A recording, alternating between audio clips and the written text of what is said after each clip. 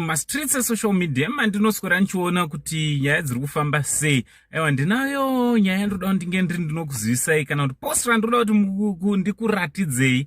Imimi monyora comment section kuti munofungei nezvepost iri. Handiti ndaenda kupage kwaMadam Boss Wazukuru after ndaona chipost chino ichi kune rimwe group ranosinganyatsovimba naro. Handiti ndikanosvika post rachona radilitiwa, but ndazowana futi post iro riripo ratozoitwa zvekusendewa. Handiti so handisi kuziva kuti Madam Boss ndivo here kana kuti havasi.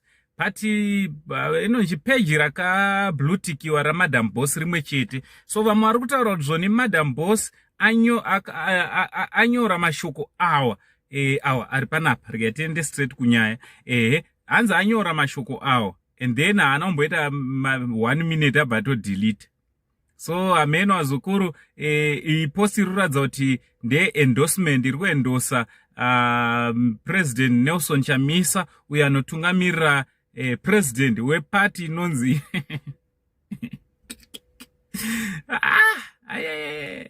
right, president weparty inonzi MDC Alliance. Handiti ndiye president weMDC Alliance. So pane matauro ari kuitwa mazuva ano kuti hanzi ngapinde mukomana. Haisi hatizinzwisise kuti zvizvi zvine zvichitaurwa. Handiti so ndo mashoko mamwe chete ari apa ari kuratidza kuti ari kuendosa Madam Boss ari kuendosa Nelson Chamisa, but ameno kuti ichokwadi here kana kuti achiiswa.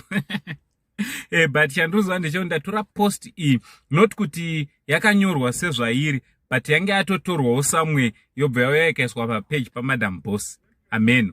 Munofungewo Wazukuru neendorsement iyi kana Madam Boss varivo zveshuwa vaendosa Nelson Chamisa? Is it healthy and good for your career kana kuti? Ameno, emuchitaura comment section kuti munofungei, kana kuti munhu anongotenderwa kuexpressa how they feel kana kuti vanoda bato ripi.